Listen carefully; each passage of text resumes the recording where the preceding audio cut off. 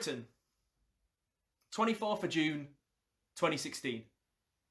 Last night at 9 PM I had a pencil in my hand.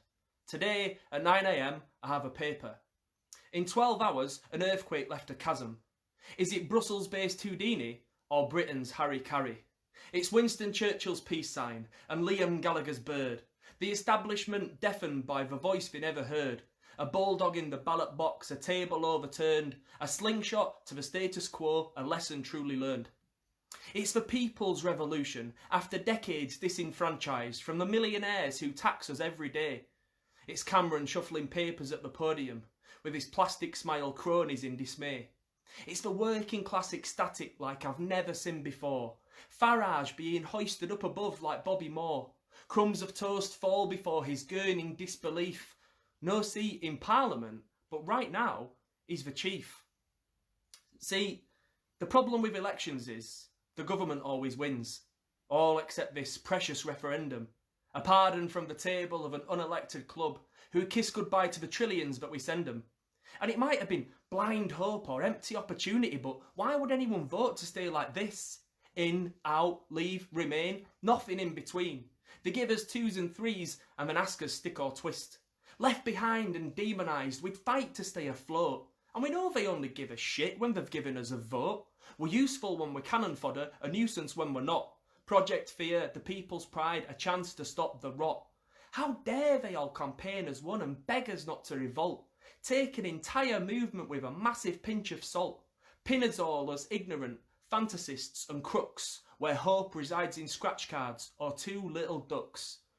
Shit on us for 30 years and then ask us for a favour. Marvel when rebellion presents a different flavour. The bastards bleed us dry, bridges slowly burn. Workers to the bone, nothing in return. Too right we chose to leave. It was tumbleweed or history. Misty-eyed fog or revelling in the history. A vote we could believe in, an outcome we could cheer. Viral in on V-Day and Vinnie Jones's sneer. Whitehall trumped by Weatherspoons, the powerhouse in the polls. Wake up and smell the Tetleys, we've taken back control. Of what? It's the first weekend in August. My weary feet trudge along the Calais concrete. Razor wire wraps like a thorn bush on an endless stretch of electric fences. Enamel signs that read danger of death, largely intended for those who fled war zones. Items of clothing are scattered like shrapnel. Sleeping bags lay empty at roadsides. I shudder as I wonder how long they've been empty. To my left-hand side is a port. To my right-hand side is a motorway, a road that's raised above rows of lorries which slowly inch along. The National Guard parked on every roundabout, newspapers, aviators, guns and coffee, beads of sweat and scowls of suspicion. You can almost smell the aftershave as they strut around and spit on the pavement. Their French cockerel versus my Fred Perry. The landscape threatens circles. My mind succumbs to doubt. I've a phone bereft of data and a destination where I'm not supposed to go. A no man's land. An eyesore of humanity. A holding pen for desperate souls with nightmares behind them and nothing in front. Où est la jungle? Où est la jungle? With a final roll of the dice, I find a road which curves with a railway track.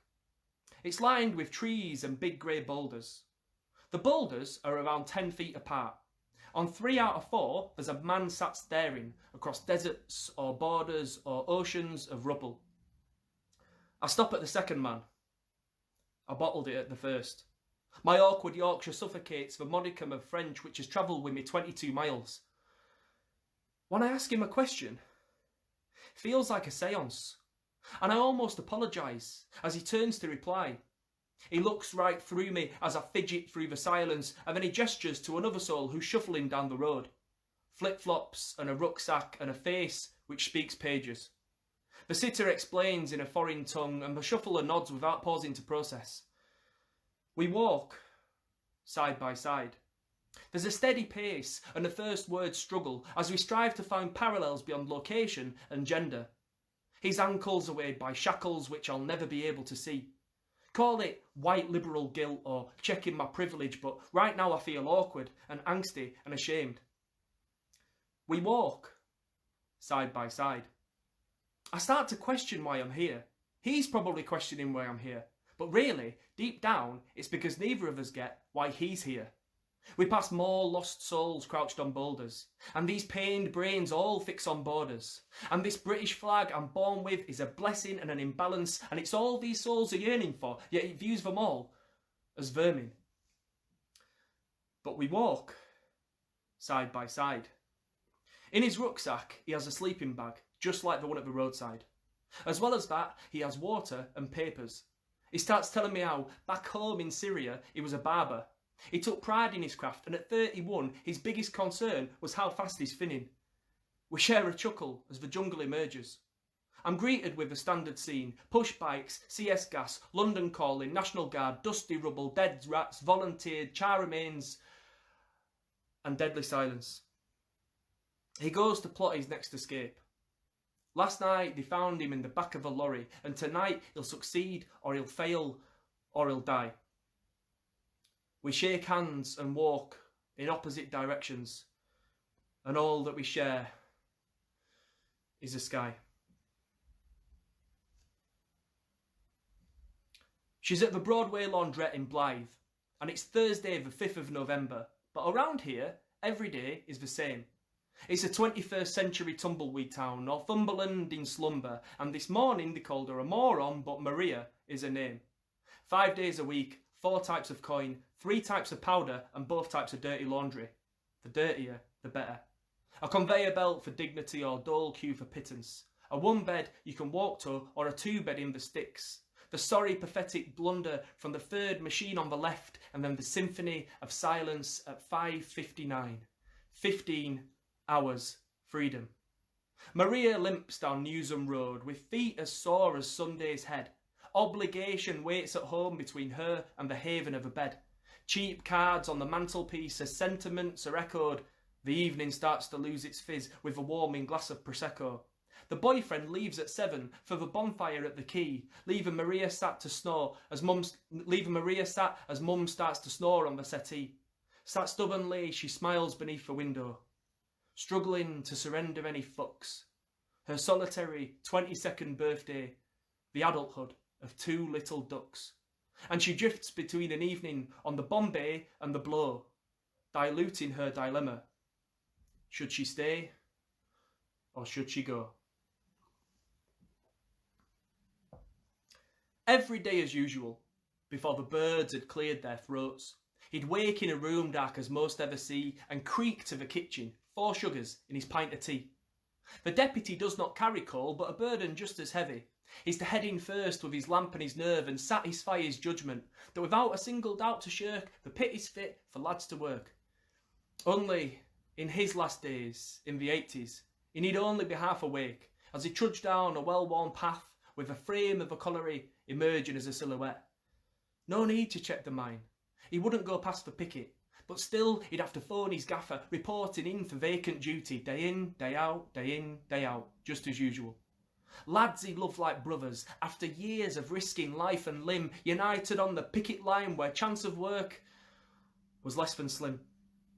He'd to stand there and watch them either broken or breaking or stone cold silent. And they sent in all these coppers, shipped in from elsewhere, London or Nottingham or somewhere else irrelevant. And he could only watch in disgust as they taunted the picketing miners, wafting notes that floated on laughter as though they were prodding a caged up animal. It was so much more than a job or a career. It was his life, his pride and his honour. Communities and livelihoods being torn apart before his eyes by those employed to serve and protect us. To my grandad, George, it was on that day that the mines closed forever. This was no longer the industry that our family could invest our lives in. And 30 years later, we've seen our final closure, the fist that forced decline and the aftermath's exposure. Hard drugs, hard luck, voids left to rot, people with nothing but they'll give you what they've got. Industries in history books, prospects a commute, postcodes left anonymous, strangled at the roots. I appreciate the pros and cons to coal, but either way they acted with brutality, treated with contempt and disregard, crushed by the state, survive on solidarity. Ideology that brought a generation to its knees. Farewell, Kellinley. Rest in peace. I expect to see grown men with smartphones sat in circles, forging plans to smuggle into safety. I don't expect to see a group of children playing football on wasteland which had been housing thousands. I expect to see despondency and despair. I don't expect smiling generosity. Afghan naans free of charge, empty boxes bringing beats. I try to resist, but a penniless host never admits defeat. I expect to encounter some degree of bitterness or jealousy, like I get my kicks from poverty and that's why I'm here. I don't expect a group of homeless orphans to greet a bag of cast-offs with a cheer. Police patrol perimeters with guns that need both hands, beneath barbed wire fences that every language understands. Barbed wire fences bought by taxpayers in Britain. A message on a bottle that doesn't need to be written. Refugee Community Kitchen, they've served over 1 million meals, 24/7 through volunteers and donations, but food comes third with water first and smartphones sat in second. You only survive through constant communication. I expect to see charities with gazebos. I don't expect to hear that they've been banned altogether. And when people are found on lorries, they confiscate the shoes, left to walk on rough terrain regardless of the weather. I expect to feel mortified and leave the place in tears, not strangely reassured as I walk away. Hope, determination, community and love all punctuate a horseshoe of a day. Jungle Book Kids Cafe, the closest place to home, a cushion for nearly 1,000 kids. And 78% of them are living here alone. That's the one stat that my heart of hearts forbids. I end up volunteering with a group I meet from London, cleaning sinks and litter picking, little stuff like that. The refugees are humble and they thank us when we finish, but you just feel like no matter what you do, it could never be enough. I'm led to expect a rabid, hostile war zone. Check my phone and my wallet all the time. But there's bookshops, barbers, theatres, a boxing ring and a gym. Some are institutionalised, others entrepreneurs. There's around 12,000 people forced to flee from war zones, crossing continents to end up living here. But all I see on mainstream news is animals and tribes, propaganda spiralling, xenophobic fear. I arrive home to the tabloids still vomiting these names. Call me a snowflake all you want. I feel fucking ashamed. In the car park, by the quayside, as dark as it's going to get, hatchbacks are gathered like the closing frames of snooker. Girls giggle in harmony with the odd nocturnal seagull, and headlamps are a form of winking from a distance. Hotbox or handjobs or simply passing time. The juvenile adrenaline that comes with petty crime. Too young or too broke to try and chance it in the bars, so Friday's misdemeanours come in neon-coloured cars. This is where Maria met Steve. She was 17, he was 23. A Kermit-coloured Clio on a double date with Kirsty. It's funny how, the more you drink, the more it makes you thirsty. 5 years and a fortnight since he drove her back to his. He promised her something special, but she's yet to discover what it is. So, she plans to just let her hair grow for a bit. Fall asleep. Use a £20 note as a bookmark in a Sylvia Plath. Let Stephen paint her toenails as he watches Match of the Day and then stretch out in a Pikachu onesie. He makes the greatest brew on earth, that boy. 2 sugars and the shade of orangutan whiskers. They have to swim the channel just to try and pay the rent. A fortnight with a microscope and every penny spent before they plummet with a pressure and it's plundered by a drug. A spliff instead of breakfast or red wine from a mug. But with phones stuck in flight mode and the doors double locked, there's nothing in the world beats the comfort of this bubble. And as Netflix babysits the bits that drag and drift between the shifts, her eyes evade the calendar and all she's ever dreamt of. Because it's easier to compromise than pursue. It's easier to accept than to challenge. It's easier to recalibrate than to truly stick to your guns. The last time she checked, there was no parachute button on the Virgin TiVo remote. So, she's just gonna let her hair grow for a bit and fall asleep with Sylvia singing lullabies from the page.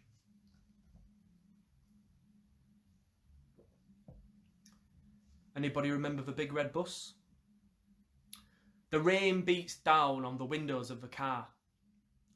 When you're lost or you're late, it sounds like chaos, but when you're just fine and you're warm and you're comfy, feels like someone's massaging your scalp with the tips of their nails or the tips of their fingers. Tuesday the 3rd of September. You called by following a routine checkup at the hospital shortly after 2 p.m. I was upstairs. Lucy answered the door. Silence. Are you all right? She asked. Silence. Matt, you'd better come down, she said, retreating to the kitchen to the kettle. And you looked straight at my chest with those Irish eyes and said, I've got cancer. The world slowly imploded as I took you in my arms and we waited for the click. We sat and talked, passing the diagnosis around the room like a wailing baby, trying to make sense of it and searching for calm. Tuesday the 13th of October. I called by following major surgery at the hospital shortly after 2 p.m. They call them gates instead of wards, and it does look a bit like an airport, but at least we had the heart to avoid a departure lounge. You moved as though you were standing underwater, spoke with the croak of a young Alex Turner, and as you shuffled towards me, barefoot, in a nightgown, I've never seen anyone looking quite that strong. You all right, Mum? And you looked straight at my chest with those Irish eyes and said, I'll be fine. Thursday the 10th of December, I called by following a Christmas gig shortly after 10 p.m. We'd to dash via Agbrig, I'd forgotten my passport, and then over the M62 to the P&O port at Liverpool. With my phone drained of battery, the sat-nav took us to the wrong end of the right port in complete darkness at 2 a.m. We tried asking a bloke by a lorry, but he was a urinating unilingual Latvian. A frantic drive around Bootle, rescued by the woman in the all-night garage. Terror, and then tears, and then panic, and then relief. The rain beats down on the windows of the car. When you're lost or you're late, it sounds like chaos, but when you're just fine, and you're warm, and you're comfy, it feels like someone's massaging your scalp with the tips of their nails or the tips of their fingers. One by one, the cars filter up the ramp. The rain gives way to echoes of engine noise, waved on by conductors in high-vis jackets. They feed us fish and chips before bidding us goodnight. At lights out, I sip on an IPA and try reading Bukowski by the light from the fridge, but at this stage, it just makes me feel tired and inferior. Instead, I sit watching you, drifting off to sleep. Your purple coat for a duvet, a pillow from reception, peaceful as ever. When we wake, we'll be in Dublin, where Irish eyes are smiling. God bless the NHS. Yesterday morning, I complained to myself about the person on the megabus. They were snoring for 5 whole hours. The lad beside me counts himself lucky that it took him 3 months to get here, most of which spanning the Sahara Desert in the boot of a car. I told you about my heritage and the coal mines. Communities and cities left sitting in reverse. He tells me about his moonlit flick No Time to Bid Farewell, where cities are left sitting in rubble. He's adopted this tranquility, which can only be a shell, a matter-of-fact complacency from a year of living in hell. His neighbours have noticed. Within 15 minutes, curiosity constructs a campsite. It's like we're gathered around a campfire, but it's early afternoon, and the sunshine helps a squint conceal a grimace. They see me as a beacon or a telegram, a vessel, each soul eager that their story crossed the border because in their eyes we'd rush to help as soon as we knew the truth. They see Britain as being civilised, it'll greet them with a hug, but at worst they'd meet revulsion, at best they'd meet a shrug. It's like Auschwitz has a waiting room, or human beings are being graded and these didn't make the cut. They're not telling me things to outdo each other. And I'm not telling you just to be a virtue signalling tosspot.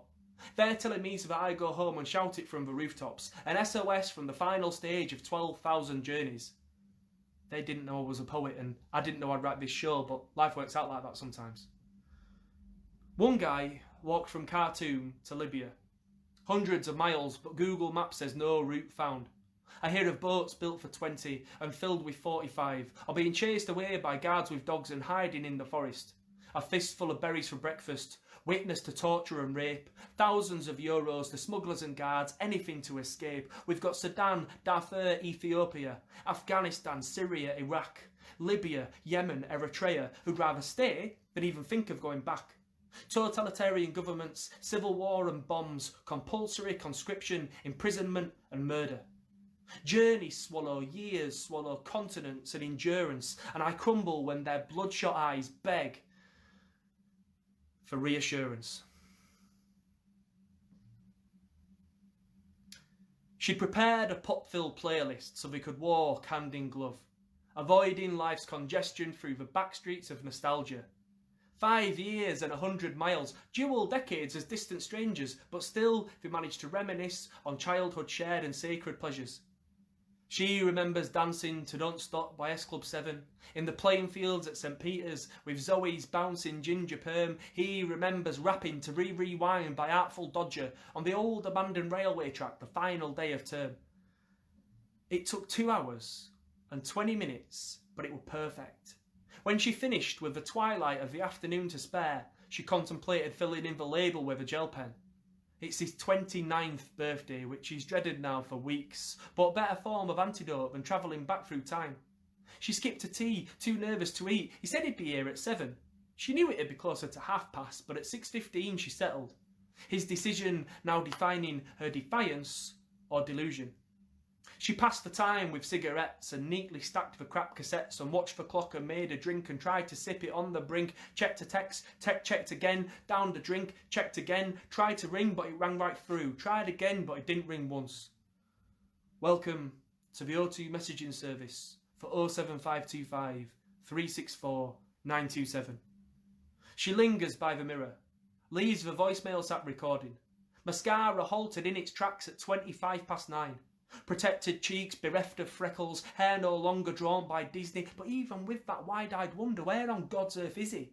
20 years of wisdom that should be there to guide her, merely arrive in hindsight whilst wounds are getting wider. The bedroom waits with bated breath. Her feet get cold, so she rummages for socks. A car pulls up. Through naivety comes nervous nausea, but it's only Babs from 13B in a taxi back from bingo, alone, well-versed, well-masked and well past caring. And as she plays the final song, for the 5th time in a row, she aches to tiptoe down the hall and crawl between her parents. Longs for worries such as, Mrs. Roberts set us homework and I haven't done it yet, and last time she made me stand up in the middle of assembly. How come my dad always picks me up from parties before we've had jelly and ice cream, and how come my school uniform is plain and maroon whilst the other kids have poster red with the school's name embroidered? Sink beneath the duvet. Make a castle from the pillows, as the Spice Girls sing a serenade that resonates quite brutally. A tentative request which echoes through a lifetime, faithfully borrowed from Now 36, side 1, track 1. Say you'll be there. Say you'll be there. Say you'll be there.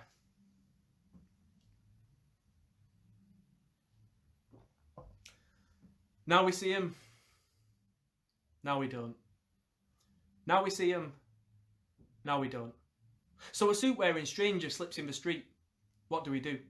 We check they're alright, if there's anything we can do to help, and we offer to call an ambulance and we buy him a bottle of water, do everything we can to reach the good deed feed, and then we carry on and see him off feeling snugly smug inside. The smartphone buzzers and the boss was on time, all well and good. But on the same street, someone slumped in a doorway, 1,000-yard stare and a warm can of Orangebeam 8.5. A rolled up cigarette, last week's clothes, rather ironically what we might call bed hair. And they might mumble or muster conviction for less than we left in the tip jar at Costa. Only this time we don't stop or offer some help, we just carry on, bloody ignore them. It's their fault, we think, their choice. But 50p costs a whole lot more than acknowledgement as a fellow human being. Let me ask you something, how many times do you see a homeless person with a dog and instinctively feel sorry for the dog? And they say there's a system in place for these inconvenient scourges on society. But if you take someone who sleeps in a doorway in the rain, or in a barn covered in crawling rats, or who shits himself with no fresh clothes, whose life is a never-ending Groundhog Day, walking the streets again and again and again, but with nothing to gain except for the next meal, or the next drink, or the next hit, Christ alive, do you really think that they choose to turn back if the system was anything like what it should be? If the system was in place to meet the needs of the people who need it more than we could even imagine? Because they live in a parallel universe. And the system might seem reasonable within our expectations, keeping meetings at 2 p.m, 3 weeks on Wednesday, but this is a person who roams the streets 24/7, who's given up hope, given up trying. If the people in place to help out have given up, how the fuck do you expect these to even start? When should vulnerability ever meet blindly with disdain? On this jolly game of snakes and ladders, 9 months of sacrifice and compliance, one tiny blip and it's back to the start again. Why bother? Some will fail, or maybe don't deserve a chance. But for once, allow them to enter a room as an equal and enjoy those simple words that everybody craves. I matter.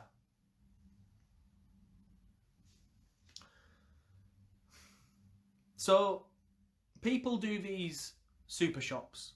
They fill a car or a van with whatever they can manage and then drop it ad hoc at the jungle. Nobody knows when the next meal is coming, the next medicine, the next sleeping bag or pair of shoes. They just wait and make things last for as long as we can. April 2016, my first visit. I see the back doors of a van fly open to reveal stacks of fruit.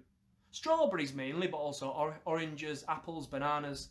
You can imagine what that looked like in the crippling Calais heat when things are being rationed to such an extent.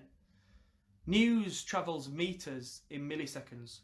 A horde of children charge towards the van, squeals of glee and desperation, the bell before the 6-week break, a stack of gifts at Santa's grotto, a fleeting handout of sweetness.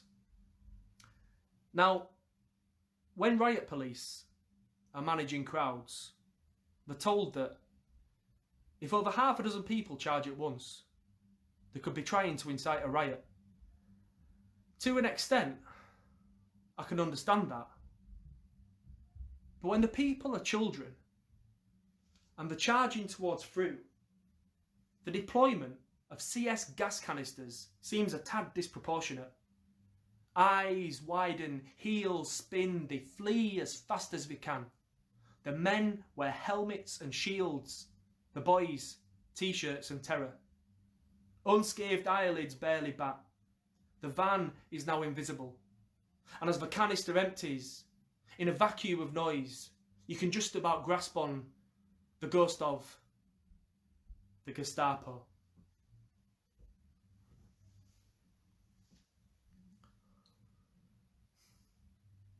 There's a tall ship's regatta in a couple of weeks. She keeps spotting the posters in town, all clip art and misplaced apostrophes. She's loved them since she was a toddler. Her old man would hoist her up and she'd ride on hairy shoulders, gasping. There's one at the quayside now. It's called the something Da Vinci. It might not be in the regatta, but it's tall. Behind it sits the power station, devoid of ambience in daylight. In darkness it glows in honeycomb, a looming presence at the quayside. She prefers the place at night time, of course she does, but on a sunny day like this, there's irresistible charm. She walks the planks, truckling, dreams of diving in, raid on the shutters of the UKIP shop in town. Despairs when she sees schoolmates stood queuing at the desk. You can get to Newcastle city centre in 1 hour on the bus, but it's rare they ride further than Whitley Bay. Roundabouts and rituals, comforts and complacencies, mind under matter. Most days she utterly loathes this town, apart from the tall ship's regatta.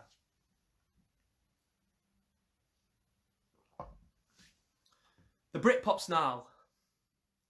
Jerry's dress. Cool Britannia. Girl power. Shaking hands with Tony Blair, the 90s finest hour. Nick Griffin's BNP from the ashes of the National Front. The Falklands Wars, up yours, Delors, the Boxing Day hunt. Contextual chameleon, so keen to misconstrue. Polarised reactions to red, white and blue. Winston Churchill, Austin Powers, Michael Caine, bouncing bombs. Rangers fans at Ibrox, the last night of the proms. Flags beside the railway line, Britannia Bar in Magaluf, Northern Ireland's marching season, soldiers sleeping rough. This flag is liberal guilt and pride and honour too, an ever-crumbling union, red, white and blue. It flaps and drapes, emboldens, adorns, comforts, confronts, welcomes and warns, verifies, intimidates, emblazons, provokes. For some, it's nostalgia. For others, it chokes.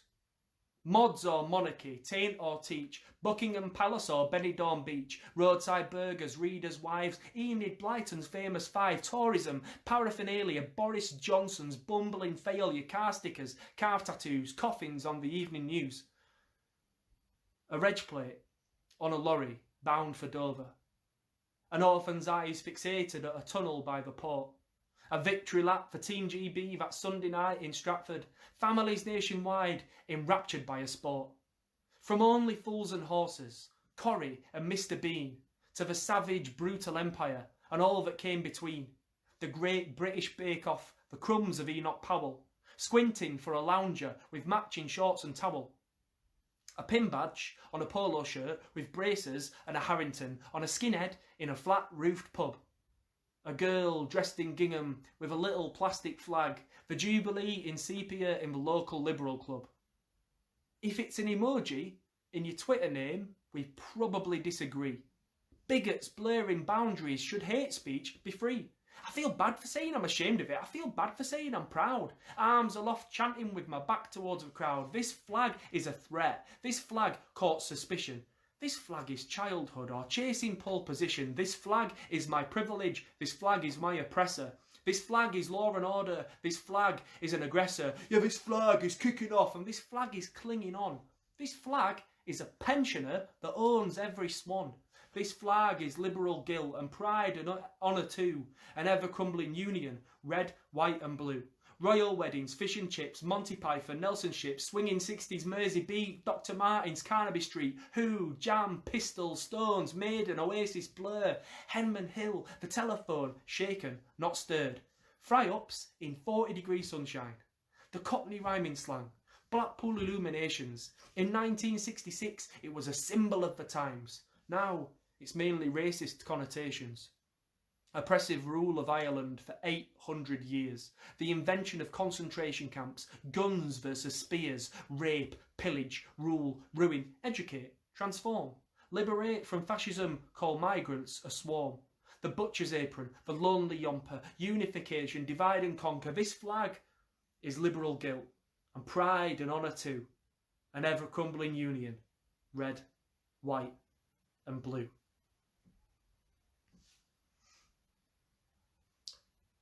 It's 5 a.m.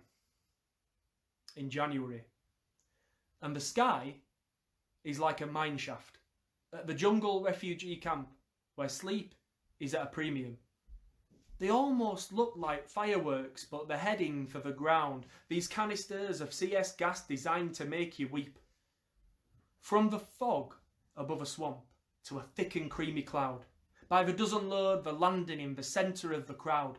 Heartbeats quadruple with the rocket's downward arc, blue lights, white smoke, red sparks. Folk disperse like pool balls on a break.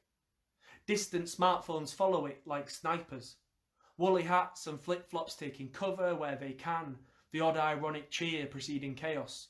The National Guard are going hard on unarmed refugees, ignoring shrieks of panic, humanitarian pleas. In riot gear they circle the perimeter like sharks, blue lights, white smoke, red sparks.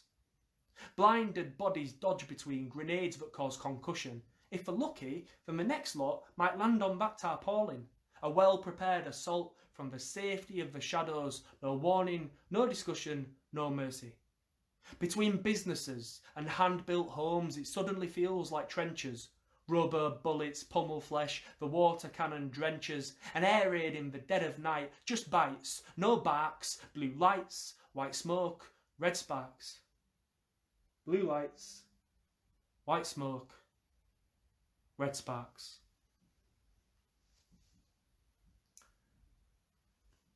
Tonight belongs to these two, and no one else.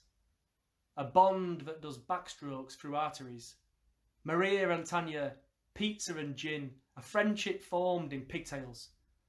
They privately survey the surroundings, assess the town with full panorama, and Tanya always chuckles when Maria pours the measures. That's meant to be a single, it's closer to a triple. Flashbacks and verdicts are neatly interwoven with nicknames that would land them both in very serious shit. Maria dips a pizza in the mayo. She used to dream of a townhouse which overlooked a bay. No need for seashells and a treat for young lungs. She has sample pots from B&Q in turquoise and magenta, but lids gather dust beneath a damp mushroom wall. Lungs accustomed to a different kind of moisture. The light bulb in the bathroom is flickering, like an arm on the brink of wrestling defeat or canine eyes in a throes of sleep. He's used the same towel for months on end. The toaster keeps tripping a fuse, and there's a Tupperware box in the top of the fridge entirely filled with mould. They laugh about the worst of times and then cry about the tiffs. Each fresh scandal is merely the council repainting the roads. They arrive at the subject that fills Maria with fear. Steve. About how he ditched her on her 22nd birthday. Tanya laughs it off and says, "Babe, you'll never top mine," and then soothes her with an anecdote that springs from simpler times. Tanya was kicked out on her 16th. Maternal doors slamming since the scuffle in the hot tub, booze and blood and broken glass erupting from the bubbles.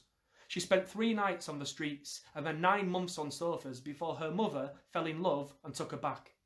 Fish fingers, unwashed uniforms, Candy Crush, Krispy Kreme, amplified absences, leftover loaves and loathsome lovers. Tanya sucks her fingers when she's finished slicing lime as Maria briefly muses on the love she's come to know. Xbox, Netflix, ready meals and tinnies, toenail clippings, ashtrays and multi-packs of crisps. At 22 and 29, they're just busy waiting to die. When she's alone, she feels horny. When they have sex, she wants to cry. She says that she's aching to leave, but the window of opportunity has passed. Tanya says that's bollocks as she pours another glass. They swig and they hug and they snigger and they sigh and they sway to the old school bangers. Fatboy Slim, Basement Jacks and Madison Avenue. They talk about how utterly unfathomable it is that either of them will ever own a home. About the threesome that they had on a holiday in Greece. Or how Tanya got pissed with her driving instructor when she passed at the 8th attempt. Or how, of all the girls in a form group, when they left at year 11, there's only 4 of them who don't have kids. Babies born for benefits, an adorable escape, square pegs in round holes being battered out of shape. They shake their heads and then sigh and then revel in the silence. Tanya falls asleep. Maria flashes a grin. She fetches her a sleeping bag and then finishes the gin.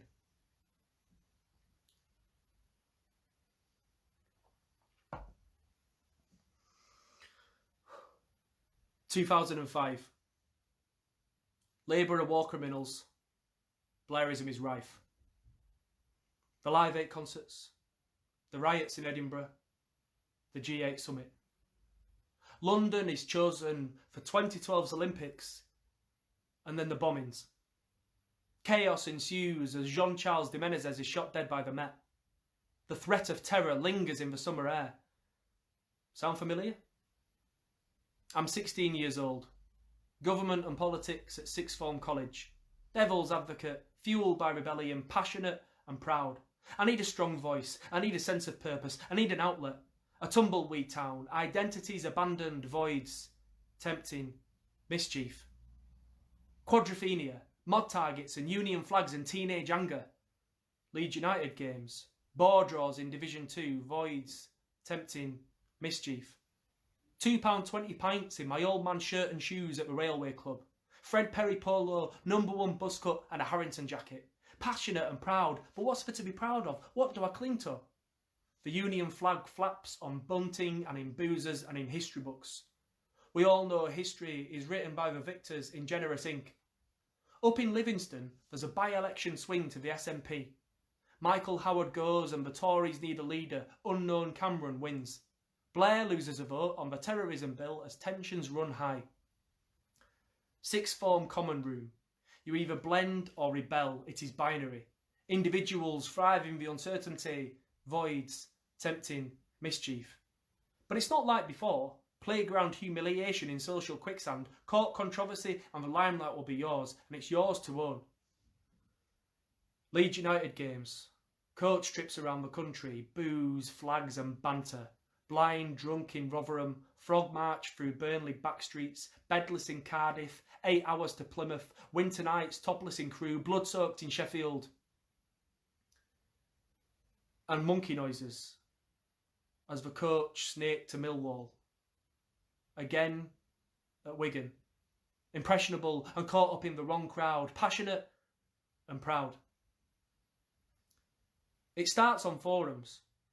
Dodgy links like dominoes bring propaganda. And as you well know, propaganda only works when it's in disguise. Eager to believe, you start to delude yourself, it's unstoppable. Ideas excite, common sense is abandoned, you start to feel free. Views claimed as your own instead of what you've been fed by those up above, intoxicating the air of rebellion, passionate and proud. An enamel badge lands on the doorstep at home. The BNP Youth. There are no letters, just a logo-based shape of the Union flag. I lie to my folks. I don't admit what it is because deep down, I know. But I wear it out. Football games, even sixth form, passionate and proud. I align myself with their vitriolic views, voids, tempting mischief. I am not racist. I am not homophobic. I am not fascist. During the same spell in the sixth form common room, I came out as bi. Blind to irony, enraptured by defiance, desperate and naive. When you feel oppressed, you forget your privilege. It's all relative. I stood toe to toe with Holocaust deniers and with hooligans. A young, white, cis male with dinner on the table, a home with a roof, obsessed with a flag, the power of rejecting all authority, the dambusters theme, fists raised aloft in drizzle, division unites. And so there I went, the crossroads of adulthood, careering off course. A kick up the arse and a good old talking to, I might be alright. Passionate and proud, destructive and deluded, voids, tempting, mischief.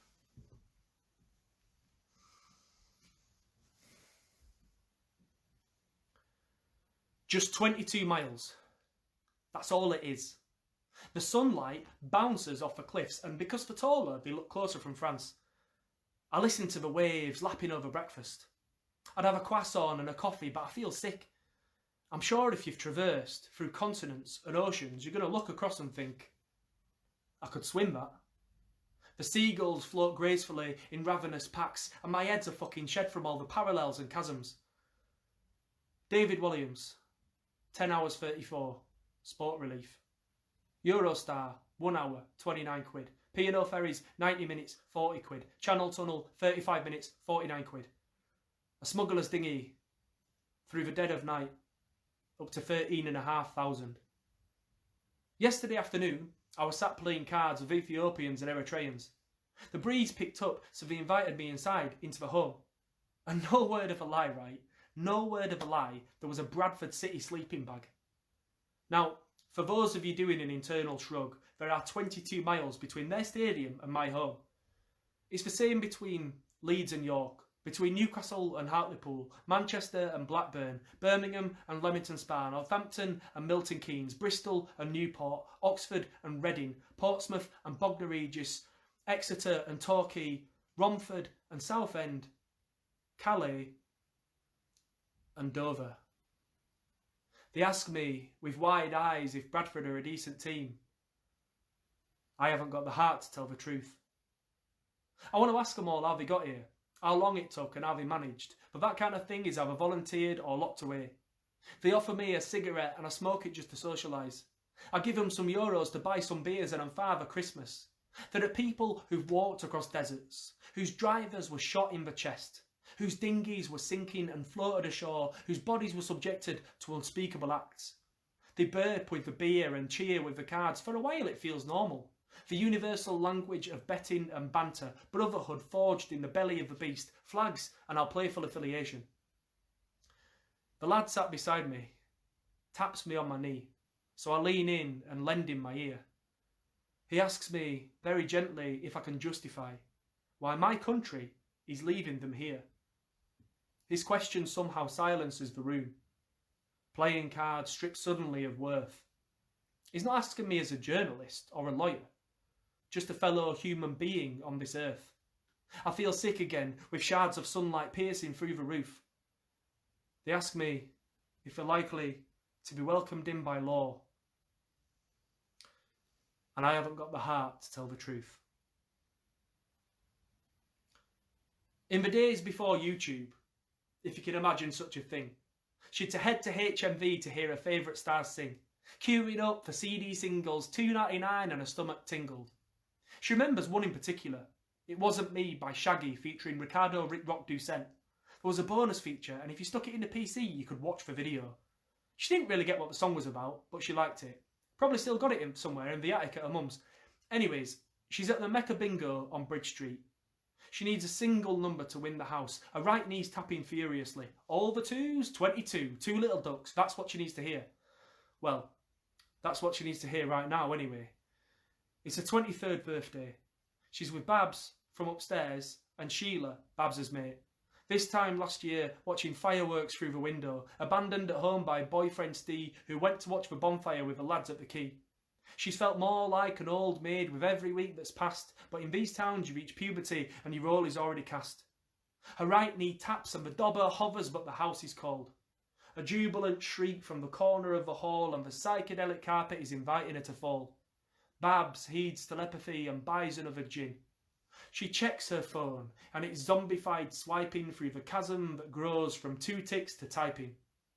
Malicious rumours in a WhatsApp group are certain as CCTV. Steve, in an alley, with Tina from the flats, and he swears, it wasn't me. It wasn't me.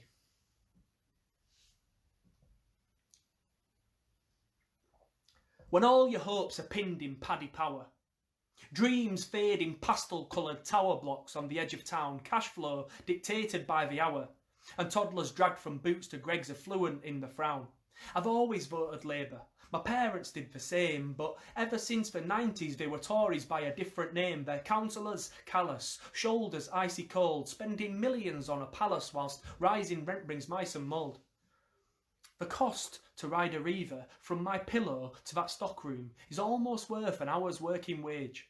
The road to holds me ransom, retail bleeds me dry, drama with our colleagues just to drift on by. I always loved the jockey, no such thing as foes, a triple house vodka and a jukebox with the pogues, the dartboards on some chipboard, but the wall resembles coral, whilst men abandon wives and then lecture you on morals. It now provides payday loans. Most of us are in debt before we're 20. I've met alcoholics who aren't even 18. And those queues around the corner for the food banks, one of the most shameful things I've ever seen. The postcode lottery, skint and demoralised, year after year of being politically colonised. And there we had it, one vote to shake it up forever. Huge pockets of people right at the end of the tether. From Maradona's hand of God to Margaret Thatcher's fist. It's not the taste of what we own, it's the smell of what we miss. The way my father's face would fall when I asked him about the mines. How pals of his were ostracised for limping over picket lines. How Orgreave and Hillsborough were a message from the top. After decades feeling powerless, somehow we've swapped. It's a vote with our name on, but there's toxic tar on the brush. We can overthrow the overlords that I campaigned to crush, but this last few weeks have been rancid. They've dragged it through the mire, and I can't share a platform with this xenophobic choir. I cannot grant their racist jibes with concrete validation, a former city banker who's bastardised the nation. I spent weeks indecisive. I settled down with leave. Now, it's nothing but a stain. Hijacked by racism and hatred and lies, I can't live with myself. Unless I vote Remain. You saw what happened at 16. Misguided and misinformed. And when populist movements manipulate that, don't say we haven't been warned. When I look at faces in the jungle, they look back as though I'm a hologram. A mirage in the desert, a face in a cloud, someone they think they recognise but can't remember why. Broken repeatedly, bent on resolve. When I look at newsstands in Britain, I see swarms, imposters, criminals, tribes, invasions and illegals. I do not see humans. I do not see love. I do not see victims. I do not see responsibility. When I visit the school, I meet Marco. He's got a sofa now in Newcastle, but he's back and forth like a boomerang. He's a teacher, a father figure, a safety net, and a friend. When I read of 30 children arriving, instead of the thousands that the Dubs Amendment actually allowed, I see teenagers described as burly young men, a demand for dental records, and a narrative that paints them all as hooligans and cheats. They berate children for taking selfies at the Eurostar, in large pictures of them smiling, circling the faces like to them Britain is Alton Towers. To be fair, it probably is. When I ask about sleeping, I hear of 4 AM police raids. Tear gas in sleeping faces, blankets and shoes confiscated, sleeping bags sprayed and rendered unusable. When I watch the news, I see refugees usually attacking lorries, lining the streets like a pack of wolves, scaling fences and sprinting towards Britain, towards you. I see billboards consisting entirely of brown faces and a slogan that reads, "Breaking Point." It is remarkably similar to the work of Joseph Goebbels. I see Britain First banners that read, "Fuck refugees," on demos where they bring knuckle dusters, knives and hammers. When I walk through the jungle, I pass a water tanker. On the water tanker, there's some graffiti. The graffiti reads, "Where is the love?" They won't find it in Westminster or most of the mainstream media, or, rather alarmingly, a lot of the British public. Now, I'm not saying that everyone's innocent, that every refugee is an angel, but there's human crisis right there, and Britain is entirely complicit. They're being terrorised illegally by protective wings that we pay for, whilst all the while banning charities and building bigger walls. On the news we see schemers and scroungers, a million misunderstood, diverted, distracted and duped by a blindfold covered in blood. You got to ask yourself, why would they flee from home, leaving everything behind? Why would they endure the journeys, risking death in dismal discomfort? Why would they settle in a camp that's been described as living in hell? And finally, as they rightly ask, where is the love? The kind of thing that never happens to people like them. 2.2 million on the jackpot. Steve's always getting on at her for wasting money down at bingo, but then he's dropping bin lids on the football pools and lotto. Worst of all, it took him 4 days to realise he'd even won. A packet of fags on Plessy Road and a copy of The Sun. Asking on the off chance as foolish hope flickered, and then he drowned in disbelief as the kids behind him bickered. Ticket stuffed in wallet, he walked out like Prince Nazim, and what better way to celebrate than cheering on your team? A tenner at the turnstile and the clubhouse with a smirk. Thomas cook on Monday instead of toiling away at work. The rounds are his and soon the fizz is being passed about. With news like this, a Chinese whisper soon becomes a shout. By 5 o'clock he feels as though he's on his second pill, a 30-yard screamer as the Spartans win 1-0. Maria finds him face down in the bog. He's thrown up on his polo shirt, he's a drunken blithering log. She struggles to find a taxi that'll give them both a lift. And then she hears about his fortune, and the evening takes a shift. She verifies the ticket on her phone. And then her throat fills with vomit and she needs to be alone, so she runs on down to Broadway, smokes outside the laundrette. The sun begins to vanish as her shadow casts a silhouette. 2.2 million. Think of the prison that could buy. All needs catered for. No excuse to fly.